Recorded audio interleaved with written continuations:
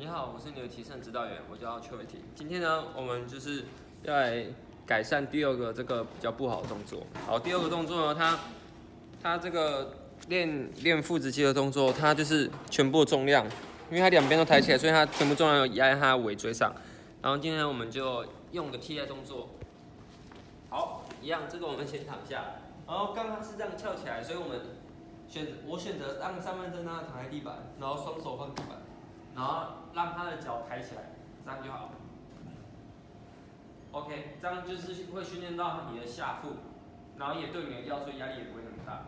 然后如果这样觉得太困难的话，我们可以屈膝，然后这样做。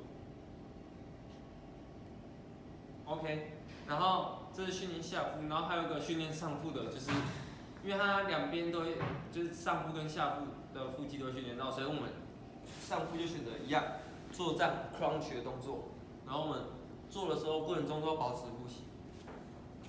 对 ，OK， 这个是我的替代动作，谢谢。